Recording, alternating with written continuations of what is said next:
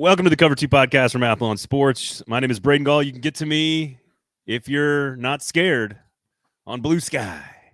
No humidity, just skeeting up a storm. Come on over. It's where I like to talk about college football on Blue Sky.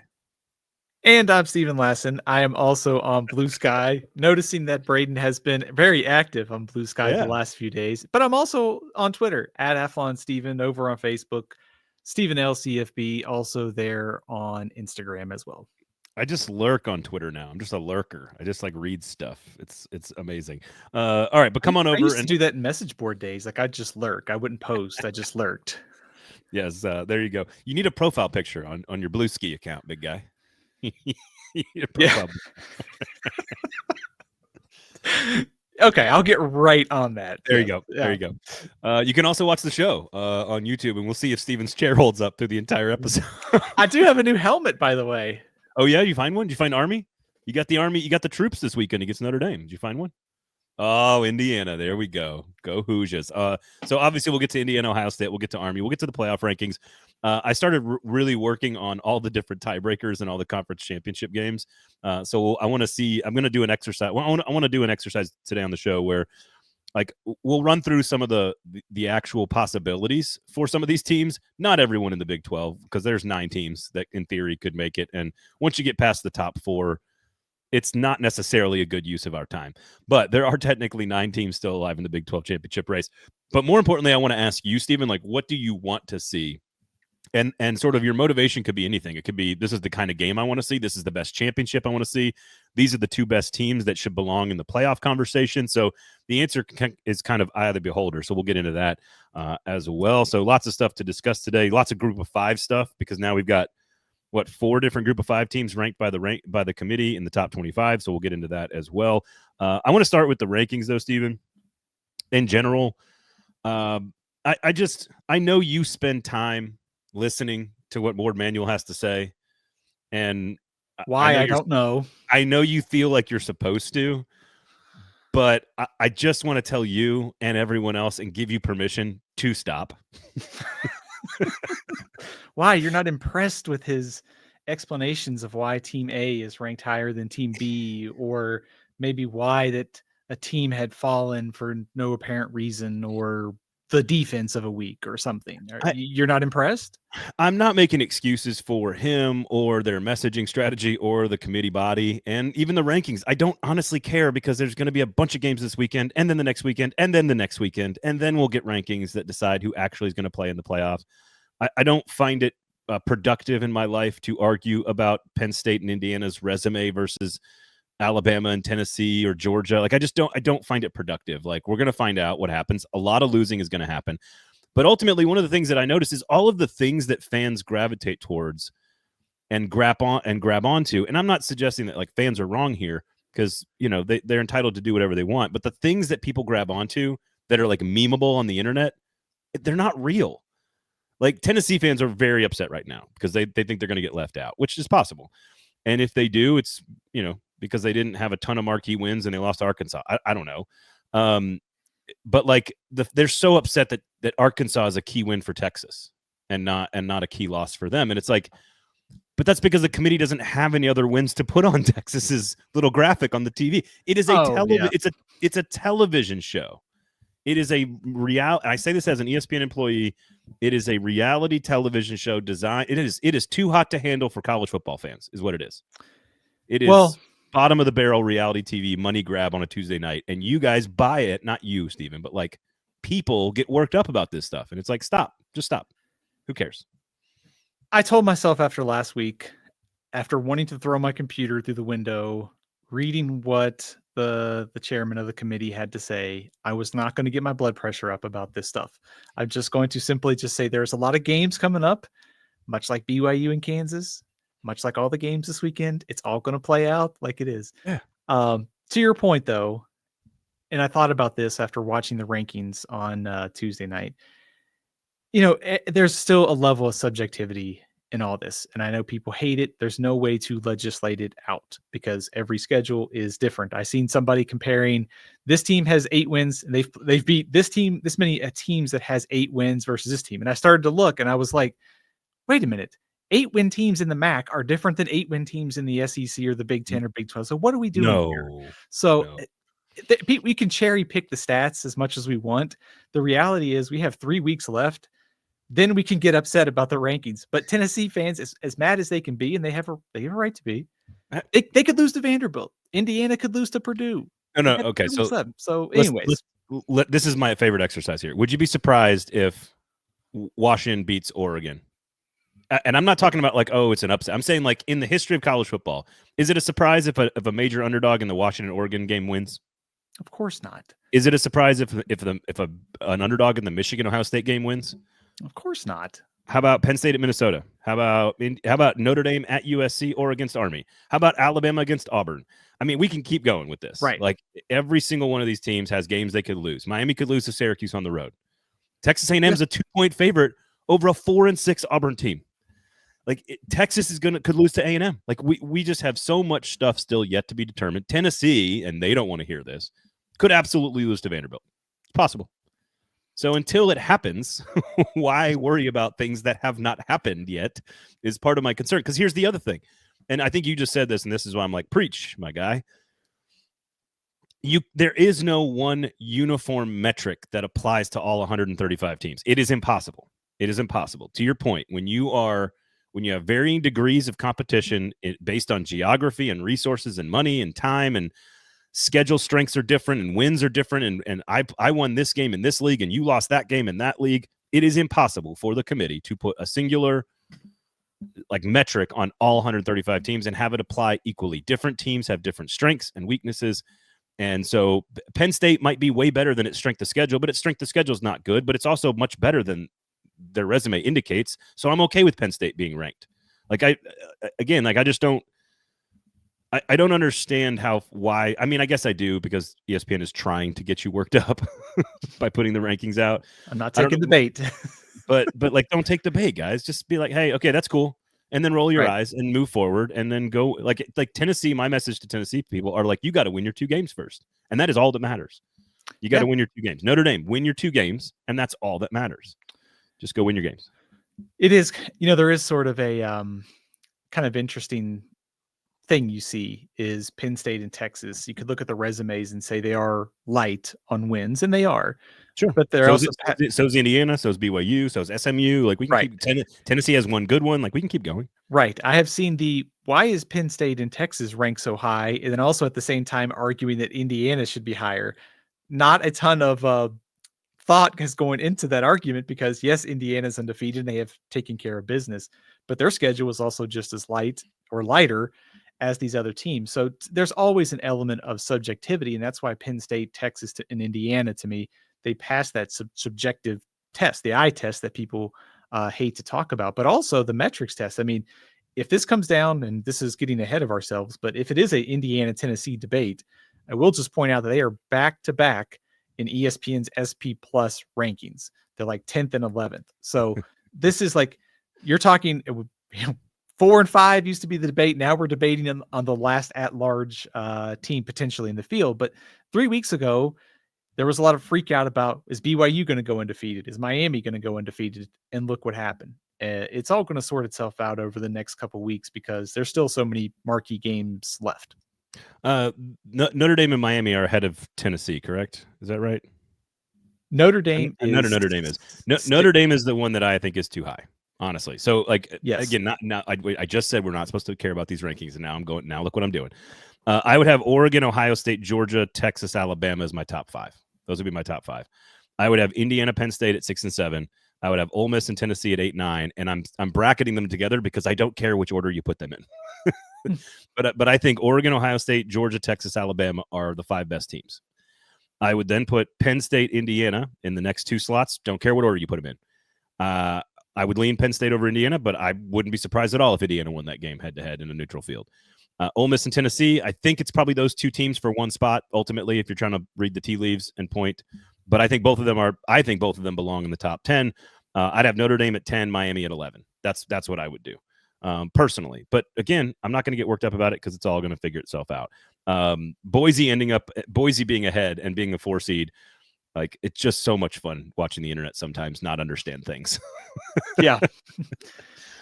So Boise's at Boise, Army, Tulane, and UNLV. Congratulations to Army and Tulane on clinching their spot in the AAC championship game. That is going to be one hell of a battle. And the winner, especially if Army wins against Notre Dame, that eliminates Notre Dame and helps a lot of teams in the playoff chase. And we'll get to that, how likely of an opportunity that is. But it also gives both Army and Tulane an opportunity to maybe jump an ACC or Big 12 champion in theory. So just keep an eye on that. Is it basically Boise and the Army Tulane winner at this point? UNLV is in the top 25 right now. They do not have control their own destiny on the way to the Mountain West championship game, though.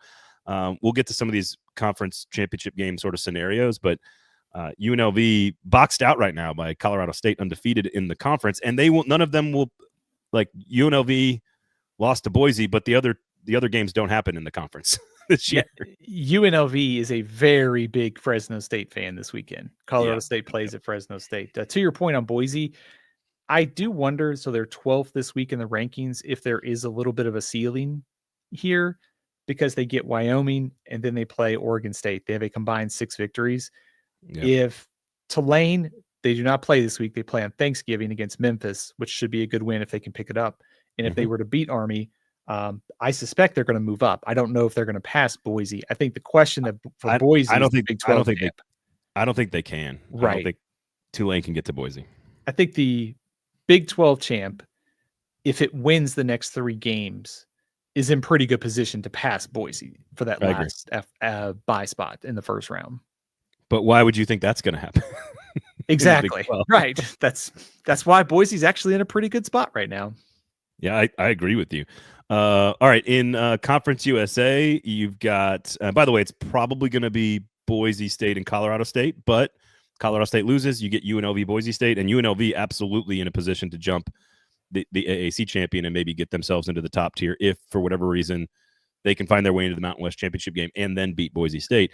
If you look at the other conferences, just in general, you got Jacksonville State, Western Kentucky, Sam Houston State, and technically Liberty all still vying for a chance to get to the CUSA championship game. Jacksonville State, of course, undefeated there. Sam Houston has a loss to Western Kentucky, so the tiebreaker there. And Liberty has lost to, I believe, Kennesaw and Jacksonville State. But they all play each other, which is really fun in Conference USA. They all play each other coming up this weekend and the following weekend. So lots still to be determined in Conference USA play. How about the MAC? Also, you got Miami, Ohio, and Bowling Green in a race there. Miami just beat NIU already, I believe, correct? Yep. This week. We're recording on Wednesdays now. The real action you should have cared about instead of the playoff rankings on Tuesday night. That's exactly correct. So they moved to 6-1. And of course, I believe they lost. Ohio lost to Miami. And then you got Bowling Green down there at 5-1 as well. So interesting stuff in the MAC. Sunbelt is also super juiced, super interesting as well. Which one of these races is most the CUSA race, because of the last 2 weeks of the season, should be really fun to track into the championship game over the next 2 weekends. Yeah, all of the G5 leagues, I say the Mountain West is pretty clear at this point. The American is certainly set, but the other ones have a lot of other stuff that could go on. Yeah. To your point, all the Conference USA teams kind of play each other the next couple of weeks. Miami and Bowling Green sort of are in good shape in the MAC, but they play each other in the last week of the season, so they could play twice. If Ohio and Toledo play this week, so the outcome of that game will be important. But so it kind of seems like the top tier is kind of set in that league. Over in the Sun Belt, I find the race to win the East very interesting because Georgia Southern has been trending in the wrong direction as always under Clay Helton in the month of November. Wow. They're 2-8 in the month of November under Clay Helton. That's just a fact. And Marshall and James Madison will end up playing next week. So Coastal Carolina could beat Georgia Southern and set up a winner-take-all between Marshall and James Madison, provided both of those teams win this weekend. and even though Georgia Southern trending in the wrong direction, they have the tiebreaker over Correct. Marshall. Yes. It is fascinating to keep an eye on all this stuff. There are 22 teams in the power conferences that still have a chance, that are still technically alive to play in their conference championship game, which is just lovely with 2 weeks to go. 22 teams still eligible. Although I think technically Oregon has clinched a spot in the Big Ten championship game. Yes. So funny story. I had a meeting on Tuesday and I got out of that meeting and Oregon clinched a spot in the Big Ten championship game. And I was like, I know. Did I fall into like some sort of like time portal or something? Did I miss something here? Like Oregon played? There was actually a Tuesday. It was big noon on a Tuesday. Right. Have you played around with these simulators No, for the no. conference championship games? Okay, I have. I spent quite a bit of time on them the last couple days, so That sounds like a good use of time. it's better than spending time over there on Blue Sky or Twitter, Braden. No, I totally disagree. It's so much healthier. It's so much more fun. It feels like when I used to watch college football and just say random things about college football games, like in like 2014, 2015, 2016. It was just like totally random observations about, just silly college football stuff. It's back to being like that. It's just normal people talking about college football. It's great. Blue Ski, skeeting up a storm. No humidity, clear skies. Come on over to Blue Ski. All right, we'll talk about the big games in just a minute. How about this? Let's get into Notre Dame and Army. Like everybody in America that has a team anywhere close to the playoff rankings is rooting for the troops this weekend. And it's not because Notre Dame is like this easily hateable franchise that everybody in college football doesn't like. I do think Notre Dame is a top 10 team. I just have them at number 10, and I think they're worthy of being in the playoff. But, do I think with losses to Northern Illinois and Army would eliminate Notre Dame? Probably so. And I think it would clear the path for teams that I believe are currently, right now at least, better. So give me a breakdown of this game. Well, I think you kind of know what you're going to get in this game, almost like when Notre Dame played Navy a few weeks ago. We kind of touched on sort of like Navy has to play their game in order to beat Notre Dame. Howard Cross, the defensive lineman for Notre Dame, is questionable due to injury. That could be a significant loss if he can't go for Notre Dame. So kind of the basic setup, like for Army, like, are you going to be able to get your style of play going? Can you run the ball in this Notre Dame defense? And then for Notre Dame, it's like jump on Army. Don't let them play their kind of style. I think, Army's defense has been good this year. The advanced metrics kind of say that there's some availability there on the ground, 97th in the country in defensive success rate against the run. Army's opponents are pretty light too. Like the best team that they've played is probably North Texas or East Carolina. So this is a significant jump in competition. But on Notre Dame, I will say, I think the next 2 weeks are kind of tricky almost. Like they get Army, then they get USC. They're favored. They should win these games, but they're also kind of tricky too, just because of the matchup against Army. And then, of course, going out to USC next week. Very different styles. So the way I was looking at it is I feel like it's going to play out sort of like the Texas A&M game for Notre Dame. And I know that was like 100 years ago, but you know how they it was sort of a close game, kind of two defenses. And I'm not suggesting that Notre Dame won't find some success earlier than late in the third quarter. But what Notre Dame did in that Texas A&M game is they just sort of stuck with the run game until the offensive line kind of broke through. And they really picked up a couple of nice X plays on the ground in the third and fourth quarter for Notre Dame against A&M's defense. And I feel like as long as you just stick with it and you're patient, eventually you're going to break some runs against this team, and you probably should win the game. But again, I don't root against Notre Dame for any particular reason, but it would be fun to see Army be undefeated going into the final week of the regular season. That would just be fun, I think, for the sport. And again, if you are Clemson, Colorado, BYU, Texas A&M, Miami, Tennessee, Ole Miss, Georgia, Bama, you all want Notre Dame to lose this game. So, yeah, Notre Dame will have a lot of teams rooting against it on Saturday. More than usual. More than usual, yeah. I think on the positive side for Notre Dame, it does feel like from an offensive rhythm standpoint, it feels like they're starting to find themselves as the season goes along. Whether it's Riley Leonard, the run game, they've averaged over 7 yards of play in 3 of their last 5 games. So I feel like they're getting better each week, and they're kind of trending up as they go into the playoff. But still, this is a tricky matchup. And like I said, USC in a rivalry game next week. If they finish the job, they're going to the playoff. Indiana at Ohio State. Good news for college football fans. Kirk Cignetti will not bench Curtis Rourke for the game. So I'm glad that that's not going to happen. If you know, you know. Look, if Indiana plays its best game, I think it can hang with Ohio State, and I think it can win the game. But I think it has to play a near perfect football game. If I am wrong, I think the way I would be wrong about that is that Ohio State isn't as good as we expected them to be. Because you see what I'm saying? Like if Indiana, They have been so efficient on both sides of the football for most of the season. And it's one of those moments where you're like, no, there's no reason Indiana wins this game. Ohio State's at home. You know, they've got the advantage in the skill position players. They've got the advantage in the trenches. They've got the advantage, maybe even at quarterback. Like, and then you're just like, I think I'm talking myself into Indiana playing very well in this game is what I'm doing. So in Kirk Cignetti, I trust. Yeah, I think there's actually some interesting injury news we should talk about with Ohio State. So they lost their starting center this week, Seth McLaughlin, the Alabama transfer, who was playing really well, to an Achilles tear. That's now their second starting offensive lineman that's out for the year. They lost Josh Simmons a few weeks ago. Indiana's defense has been very good at getting to the quarterback. They're one of the top teams in the Big Ten in getting sacks. They actually lead the Big Ten in fewest yards per play at 4.2. You can point to the schedule as some of that. But I think for all that we talk about Curtis Rourke and Indiana's receivers, which if Ohio State hasn't figured out how to cover receivers like we saw in the Oregon game, I think Indiana is going to hit some passing plays on their secondary. But their defense so far, albeit schedule, probably helps, has lived up to being much better this season. So 19th in the country in defensive success rate for the Hoosiers. So I am interested to see how this defense stacks up against Ohio State.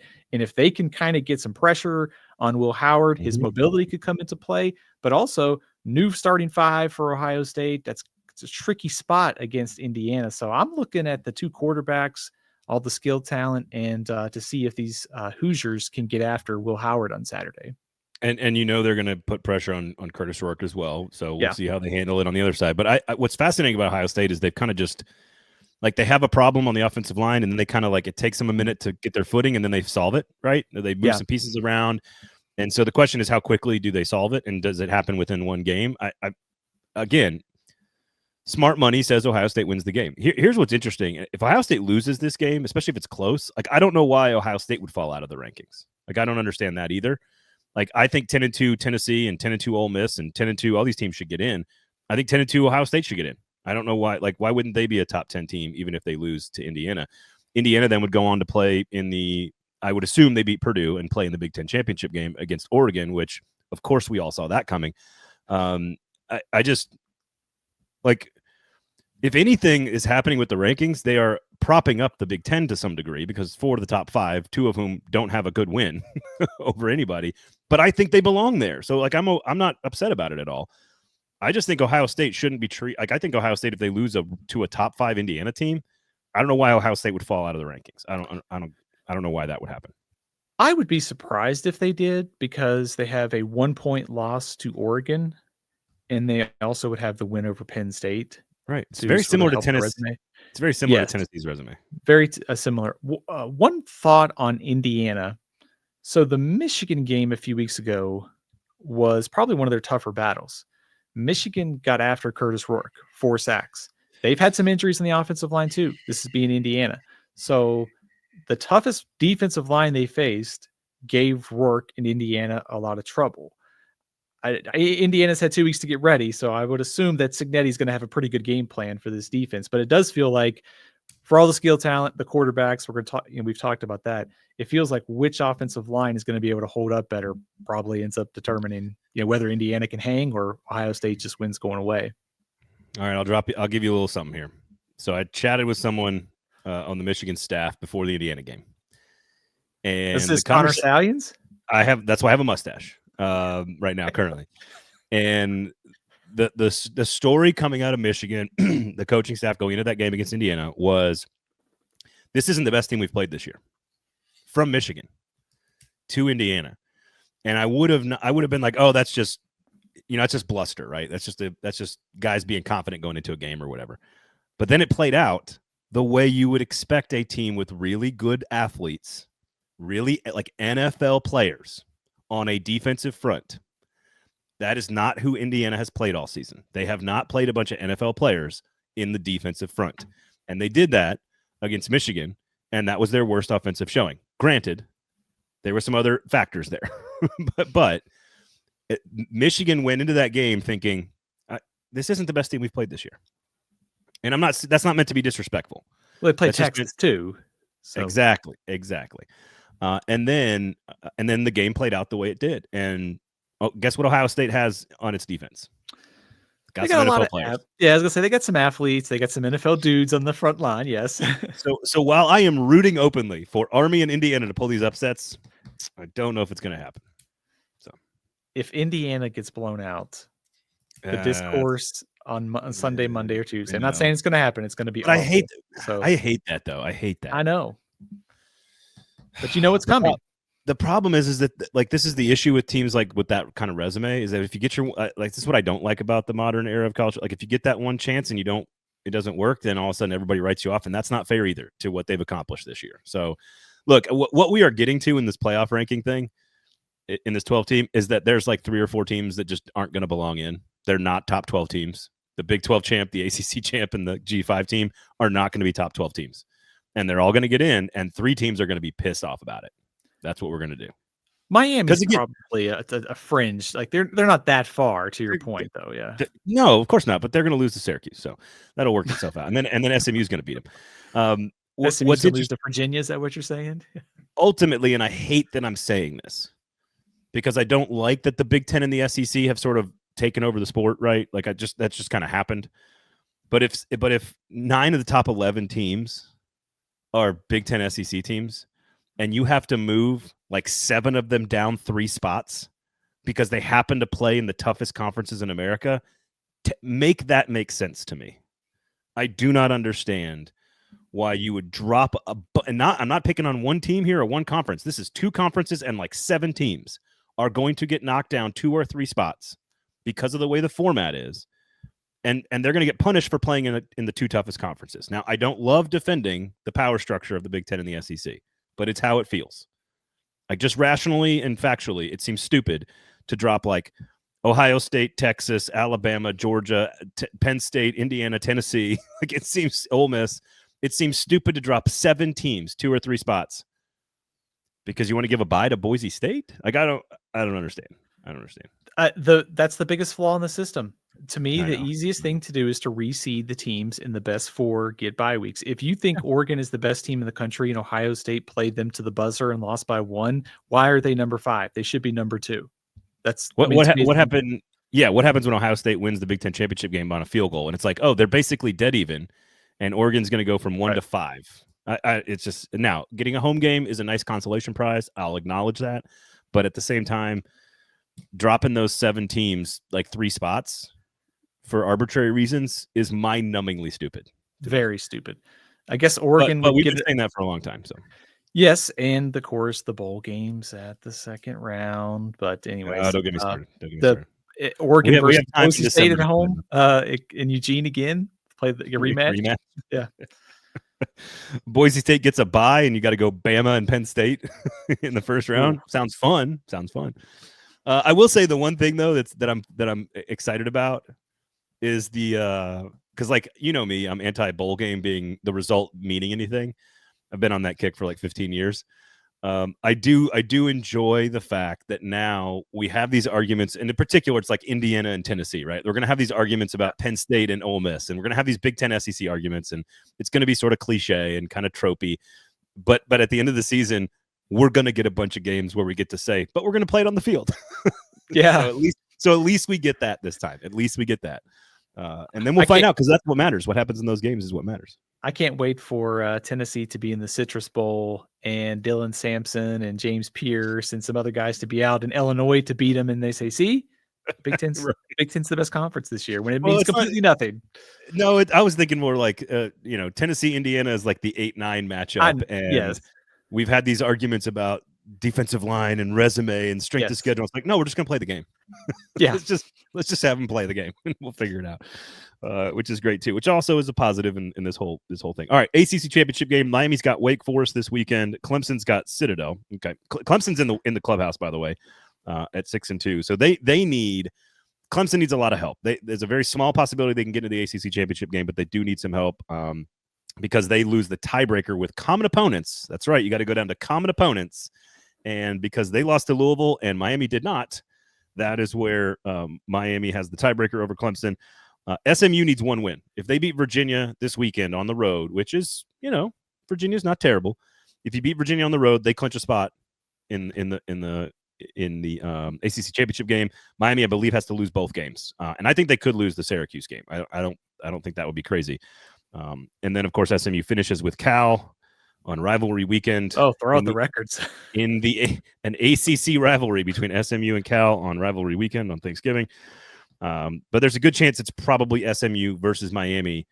And the bad news for the ACC would be a Miami loses to Syracuse and then plays SMU, and then you're guaranteed to have a 1 and a 2 loss, or 2 loss and a 1. Like, there's a good chance you have 2 loss champion then at that point. So we'll see what happens there. Any thoughts on the ACC? Okay, here's the question. This is what I want to do for each conference.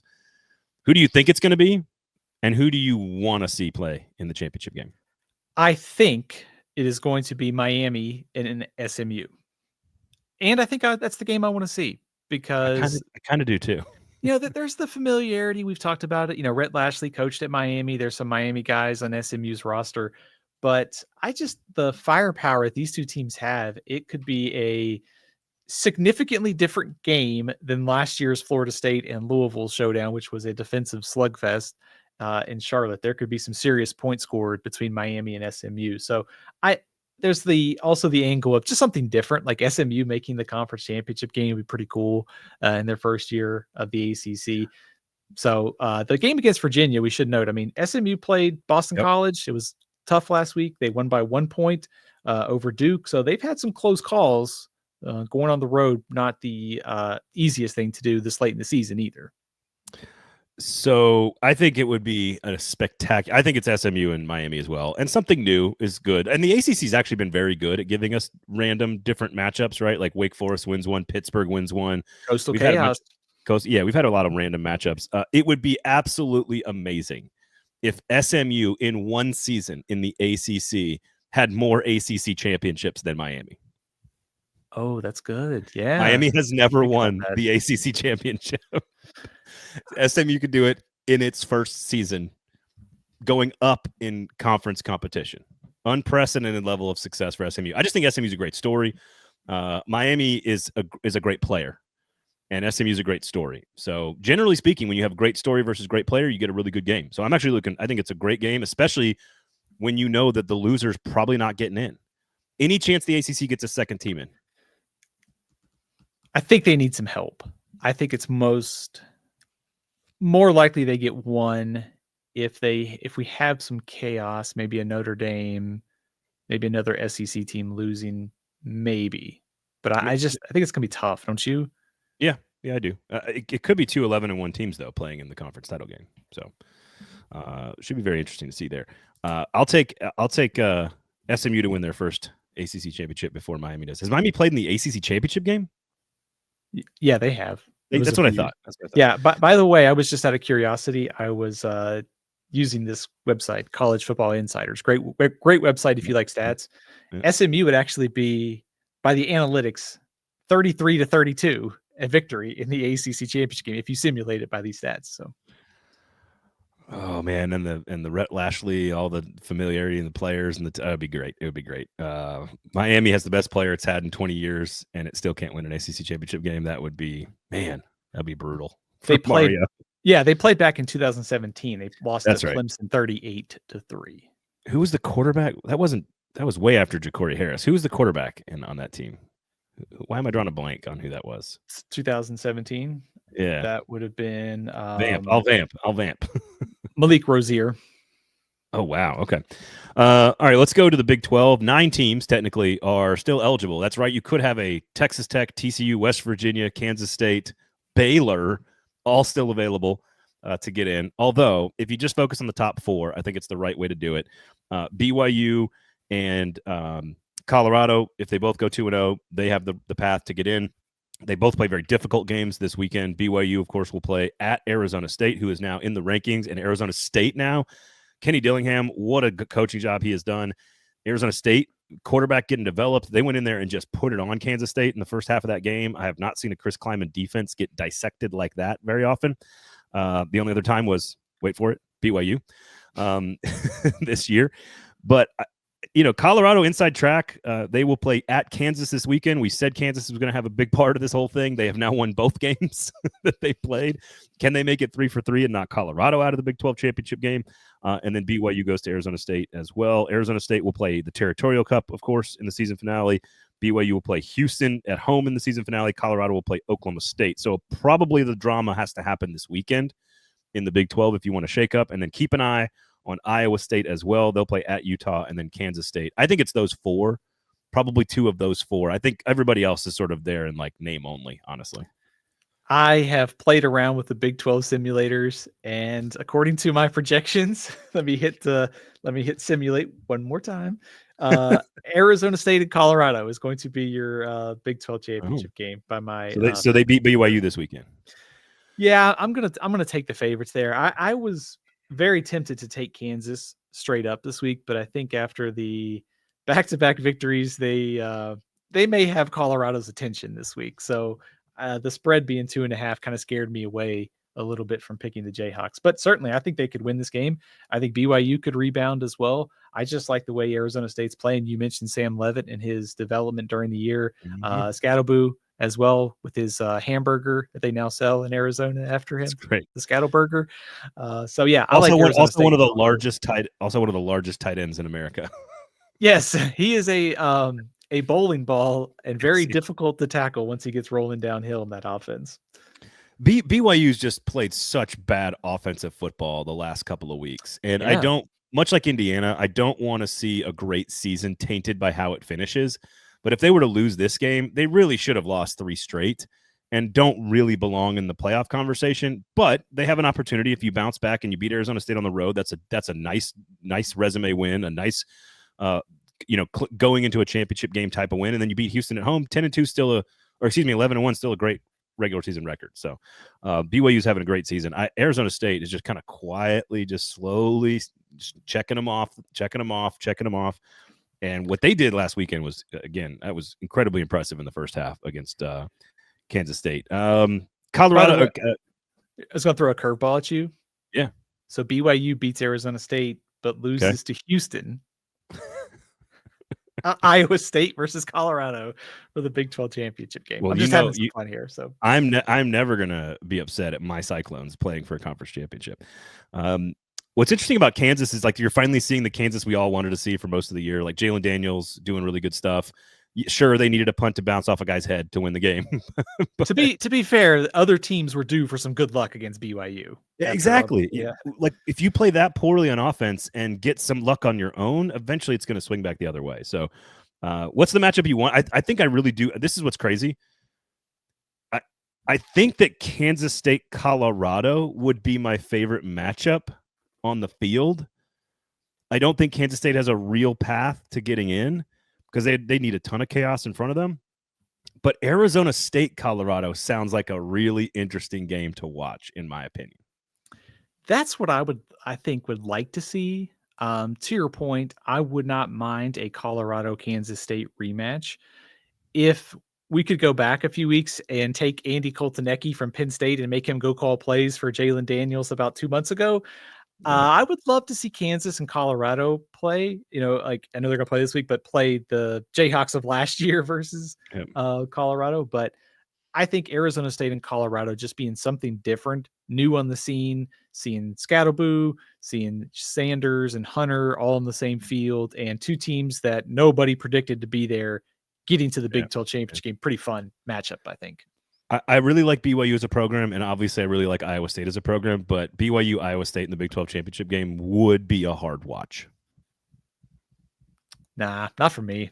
That would be a hard watch. I could get into it. It doesn't mean it's not going to be a hard watch. A lot of punting on 3rd and 7. Like it's going to be a hard watch. Arizona State, Colorado could be a Pac-12 after dark kind of game. Oh, it'd be great. Here's the weirdest thing, and I just realized this. Oregon has already clinched a spot in the Big Ten championship game. If SMU wins one game, they clinch a spot. Colorado and Arizona State clinch a spot. Texas is 2 wins away from clinching a spot. What do all those teams have in common?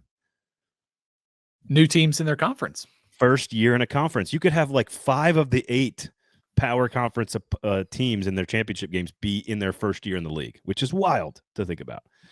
All right, so that's your Big 12 conference championship. Big 10. Is it as simple as Ohio State wins and it's an Oregon-Ohio State rematch because they beat Michigan in the season finale? Is that what you want to see? Do you want to see the same game? I would love to see Oregon-Penn State. I would love to see Oregon-Indiana. I do acknowledge that I think Ohio State and Oregon are the best two. So, like, if you're going with what's the best, but I've already seen the game. I think I would love to see. I don't even know how Penn State can get in, but I'd love to see Penn State and Oregon. I think that would be fun. I would like to see Ohio State and Oregon play again. That the first game was fun. It was great. This time, it's in Indianapolis, so it's indoors, all that speed on both teams, getting a chance to see the offense kind of shine again. I think it'd be a fun matchup. Plus two, if Ohio State passes the test of Indiana, Michigan, and Oregon's defensive fronts, that'll give us a good idea going into the playoff of kind of where that offensive line is being banged up. But just how good the first game was, I think I would probably want to see that. If you want to get really crazy, if you asked me this a week ago, how about like Penn State and Indiana? Like it can't happen now because Oregon is in there, but I would have just something totally different. Seeing Penn State play Indiana would be kind of cool. If Indiana is good enough to beat Ohio State this Saturday, it will make for a fantastic X's and O's coaching match, Indiana-Oregon. That would be an amazing coaching. But that they have to sort of prove that they're good enough to beat Ohio State first, which is not necessarily fair to Indiana. But like, I'm not ready to say that they can go toe-to-toe with Oregon yet. If they do it against Ohio State, then I'm like, yeah, let's go. I think the Cignetti-Lanning matchup would be fantastic to watch from a scheme standpoint. Like, what are they drawing up? That would be super interesting. There are 6 teams still left in the race in the SEC. Texas is the only one-loss team. Then you have 5 teams with 2 losses. But A&M, of course, will play Texas. They're the only 2 teams with 1 loss in conference play. So they're going to play. I have long predicted that A&M is going to win that game, in which case we then have to go to like the 4th tiebreaker in the SEC, which is like record of conference opponents, which is basically strength of schedule inside of the conference. And here's some numbers for you. Bama is way ahead. That's the key with all of this. Bama has a 27-26 conference opponent record. No one else in this conversation even has a winning conference opponent record.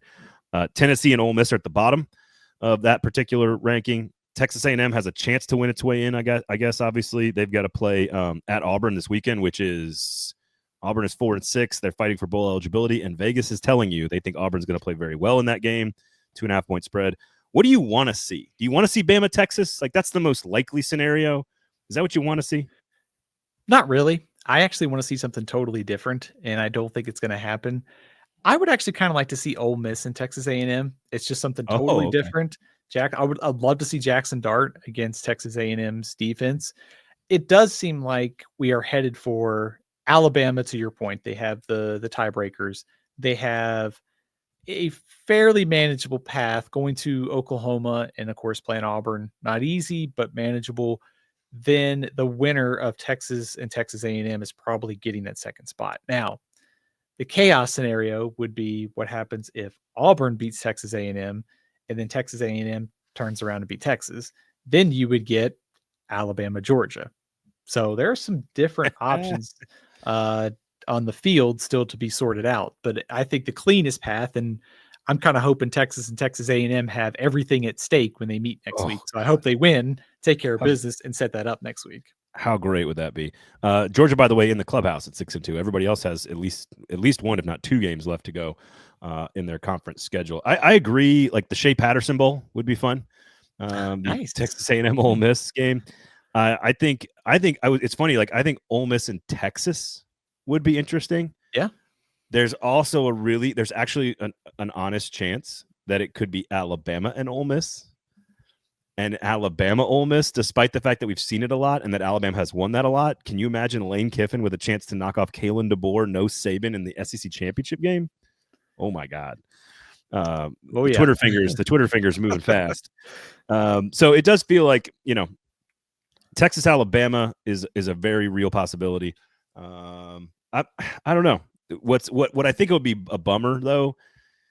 And not a bummer, like it's not that I don't think Alabama belongs or Georgia belongs, but if somebody gets into the SEC championship game at 10-2 and is clearly ranked like number 5 or number 6 or number 7, which is very real possibility for Alabama in this case, a close loss to Texas in the SEC championship game, they should get in because they had to play an extra game against the top 5 team with their wins. But putting in a 3-loss team is going to make the internet break. And I think that is dumb. I don't think the internet should respond that way, but the internet has a mind of its own. So where are you at on a 10-3 Alabama or a 10-3 Georgia? Where are you at with them? They should be in. I don't think you should penalize them for playing a conference championship game unless they are just blown out completely. If it's not close and the resume isn't great, to like using Texas as an example, if they win out, they will have a win over Texas A&M, which sort of answers some of the schedule questions. But like, let's just say they didn't have Texas A&M and played. But that's a 1-loss team, though. I'm talking about a 2-loss team. Right? I'm trying to use the example of if the resume was soft and they were sort of ranked 9th or 10th, and there were some teams that the resume was pretty solid behind them, I could see them dropping out as a 3-loss team. I think if Alabama or Georgia or whoever, if they lose, they should be in the playoff. I don't think the committee should hold a loss against Texas, against Alabama, and drop them out of the field. We've been very consistent across all conferences. If you are good enough to be a top 10 team and sort of I think it's more of like a 10-2 threshold. If you get to 10-2, and that makes you one of the best 2 teams in any of the power conferences, and you have to play an extra game against the top 10 team. That's not the same if you're playing, number 15, right? Like if you lose to number 15, that's different. If you're losing to number 1 or 2 or 3, and you are playing in one of basically the Big Ten of the SEC championship game, and you lose, this is why if Ohio State loses or Oregon loses, like I think you should get in, despite an extra game. So, and I'm consistent on that. I think no matter who you are, if you are forced to play an extra game, and Lane Kiffin's already said, like, I don't want to play in the SEC championship game. He's probably going to get his wish on that one, barring some kind of craziness. Well, and they're the ones that might need it too, because Ole Miss and Tennessee, like the issue with Ole Miss is they might have one of the worst losses of any of these teams. At home against Kentucky is one of the worst losses. Like on the road against Arkansas is a better loss, right? Like Northern Illinois is the worst one here, but on the road to Vanderbilt is a better loss than losing at home to Kentucky. Vanderbilt dominated Kentucky. Yes. And let me play devil's advocate though. So Tennessee lost to Arkansas. Ole Miss annihilated Arkansas in Fayetteville. Sure. Also, Ole Miss is 2 spots ahead of Tennessee. I don't think the committee there's not enough data left for Tennessee to jump Ole Miss, barring a loss, I think. Unless there's some sort of injury to Jackson Dart or something like that, because Ole Miss plays Florida, they play Mississippi State, Tennessee gets UTEP and Vanderbilt. Florida, probably, that's a wash in there, and Ole Miss gets the rivalry game. Well, so and they both played, I just don't see the data there. And they both played Georgia, but like again, you have to look at all 12 games. Yes. You can't look at like, oh, Ole Miss beat Georgia and Arkansas and Tennessee didn't. Well, Tennessee beat Alabama and Oklahoma and dominated and beat Kentucky at home relatively easily. So I don't think you can do that. I think you just got to look at them and go, which one's better, which is very scientific. I think Ole Miss is better. That's just honest. I think Ole Miss is slightly better because I think the quarterback's better and I think the front seven's slightly better. I agree. Yep. I think Ole Miss is the better football team.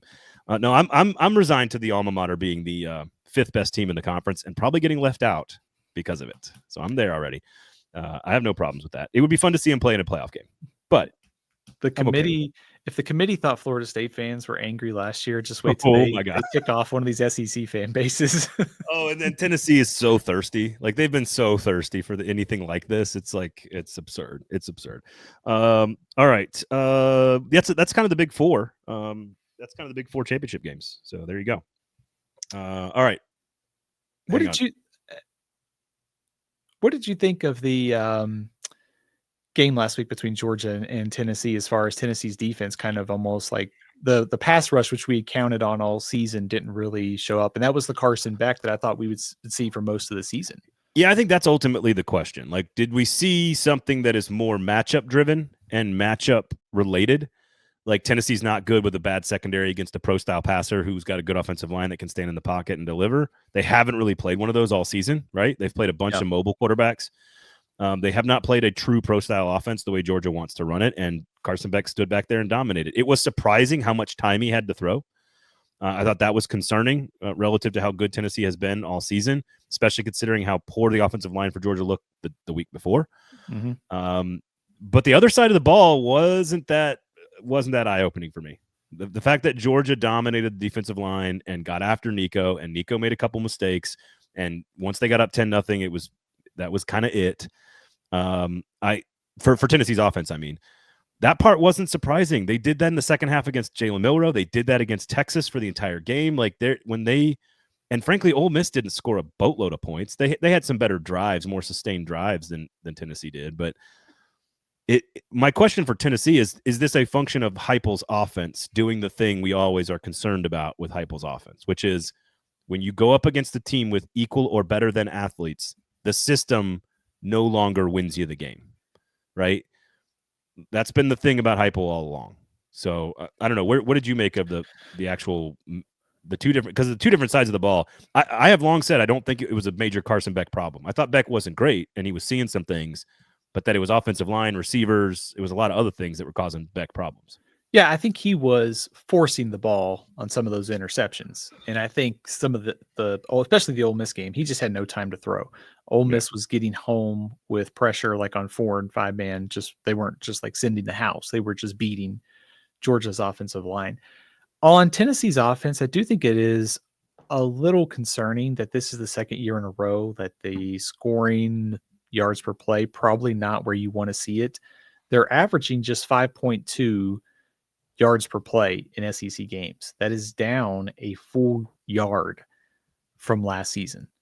The scoring, again, like last year, it's not where you want to see or where it was 2 years ago or 3 years ago when they had Hendon Hooker.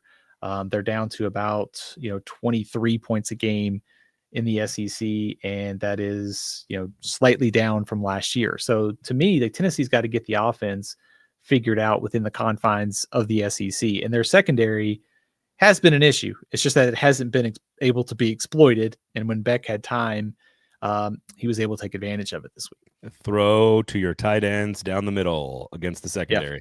Yeah. I saw a skeet this morning from somebody that said Tennessee's offense had more than 6 yards per play in 5 of their 8 SEC games last year.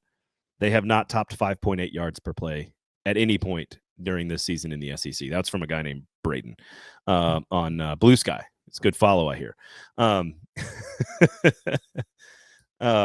It's super interesting.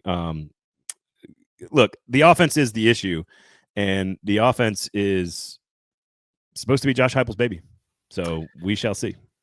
Let me throw something at you on the SEC. Any concern about Ole Miss going on the road against Florida? Yes. Alabama against Oklahoma? Yes. Texas A&M, Auburn? Yes, all of them. Concern level for each one of those this week. So I said at the beginning of the year, I got a lot of flack for this in the first month of the season. I said I thought Billy Napier would be closer to a contract extension than getting fired. Turns out I might be right about that because he's coming back. I also said they were going to get either LSU or Ole Miss at the end of the year. I remember saying that distinctively all summer. I already got that one. They are now 1 win away from bowl eligibility. I would not be surprised if they, at home, bowed up against Ole Miss.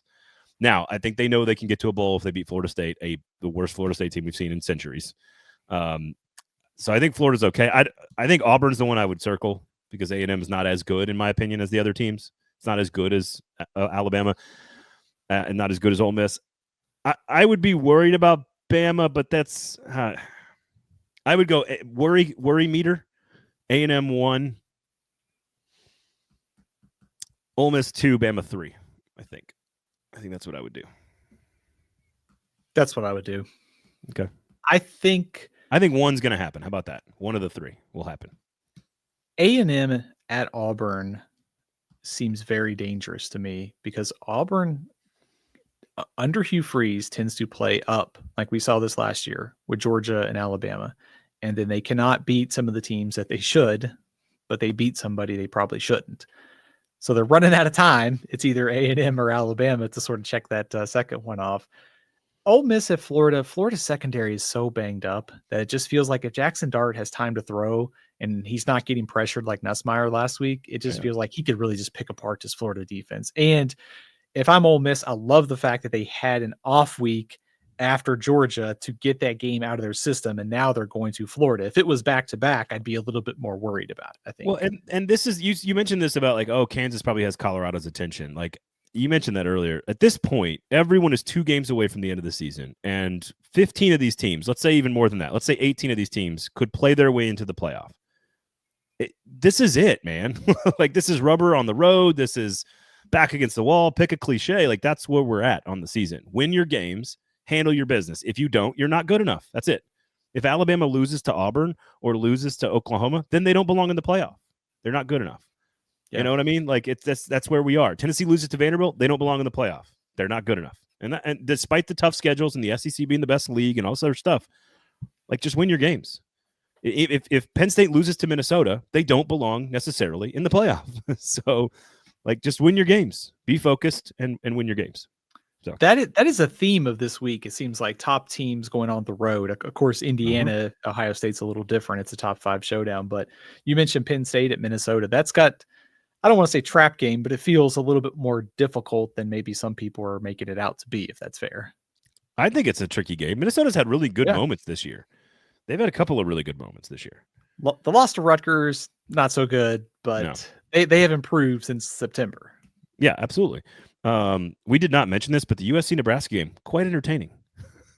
Very entertaining, yes. We did not talk about this. Very entertaining, and also an official that clearly needs to consider LASIK surgery in the end zone at the very last play for Nebraska. Yeah, no question about it. Otherwise, you got, Georgia, UMass, boring. Texas, Kentucky, boring. Tennessee, UTEP, boring. Miami, Wake Forest, boring. Clemson, Citadel, South Carolina, Wofford. This is one of those SoCon Saturdays for the SEC. But should be interesting. Should be interesting stuff. Anything else you want to add? You want to throw some picks against the spread in there? Oh, we went 2-1 last week against the spread. Where are you at now? 26-23. Yes, dude. Way to go. I can almost be like Kirk Signetti. I win. Google me. But it's not 26-23 is not quite good enough to say that yet. So, well, it's good enough to get a transfer linebacker to come to your team. There you go. I like it. Yeah, I can hit the portal hard for some reinforcements this offseason. I'll throw a few at you. All right, let's see what you got. Let's go to the Big 12, and let's take West Virginia, 3.5 point underdog against UCF. Ooh, okay. I like that. I think a must-win game for Neil Brown. Big for his Big 12 championship hopes. I think for employment in 2025 potentially. All right, fair enough. So we'll take West Virginia at home. Let's also take Nebraska, 2.5 against Wisconsin. Now, this might be 13-10. It might be 9-6. But I'm going to take Nebraska to cover against Wisconsin. And can I interject? Can I interject? What about Tom Herman, OC at Wisconsin? I like it. Just throwing it out there. His name has been floated for Oklahoma too. That is a little hard for me to believe, but yes, Wisconsin would make a lot more sense, I think. I mean, easy to connect the dots there. Easy to connect the dots. What do you make all these people getting fired on Mondays? Yeah, it was an odd week for firings because it was. Stan Drayton of Temple beat Florida Atlantic and got fired, and then Tom Herman was fired later in the week, and then Biff Poggi got let go. So we've had 5 openings in the last couple of days. No power conference ones, but a lot of G5 openings. So I don't know. Right. It feels like the G5 carousel might move a lot because you're not having any power conference changes. So you sort of, there's the opening to make that, if that makes sense. Herman doesn't technically fall into this category because he was fired, but a sitting G5 coach becoming coordinators, I think, is going to be the story of the offseason. Yeah. I would expect a sitting G5 head coach to be the offensive coordinator at Oklahoma, for example. Right? Yeah, I think that's fair. I think that's what we're going to see. There was some reporting apparently on Tom Herman that he was actively looking for an offensive coordinator job. So that might have been why Florida Atlantic decided to pull the plug on his tenure after 22 games. I'll throw one. Go ahead. Well, I was asked about Herman by a friend of mine, and like, hey, the decline in his tenure, because like he wasn't bad at Texas. He got fired because they were like, no, we're going to the SEC. We need somebody better than you, even though you've done okay. And sort of, Ohio State coordinator did a great job on that championship team, got the whole grill going at Houston, recruiting great, and then Texas was okay. Obviously, what happens though to these guys, and I'm going to do an off-season study on this, I think, which is like the decline messes with their brains some, and it's like they have to, until they go back to being a coordinator, they can't do it. Like, and I'm going to do a larger. This is still like a working thesis here, but I feel like I've seen a lot of guys who get fired as a big-time Power 5 coach, and then when they go down to be head coaches, they don't work as well. They might even go down another level, and then when they come back to be a coordinator, that's when they start to like figure things out again. And all of a sudden they're back on their trajectory to being a head coach again. So I'm going to do some offseason study on that, but I don't know. Do you think on its surface, do you think there's some merit to the theory? Yeah, I could get behind that. Okay. It is, just thinking about this carousel a little bit, Florida Atlantic and of course Charlotte and Temple have all opened up. They're sort of like sleeping giant type jobs. And to your point on, Tom Herman, Florida Atlantic's tried Willie Taggart. They've tried Carl Pelini, which was not a good hire. Lane Kiffin had success there. So Lane Kiffin's one of the only ones that went down and kind of found some success, but had to become a coordinator. Maybe it's just harder to in the portal era, resources. I mean, some of these jobs have pretty good recruiting bases. Obviously, Florida Atlantic does, but yeah, there could be something to that. So I'll be interested in your off-season research project. And for the third pick against the spread. Yep. Sorry. Let's go with Colorado State. 3.5-point underdog on the road against Fresno. I think Colorado State can at least cover. Little difficult spot. This is a tough week against the spread, Braden. I don't know if you decided to come out of retirement this week to make any picks, but I didn't find a ton that I liked. I've got West Virginia +3 because you just said you liked it. Oh.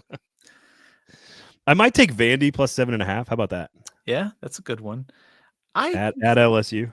Considered Baylor 7.5 over Houston. Dave Aranda, job saver, of course, with the win over West Virginia.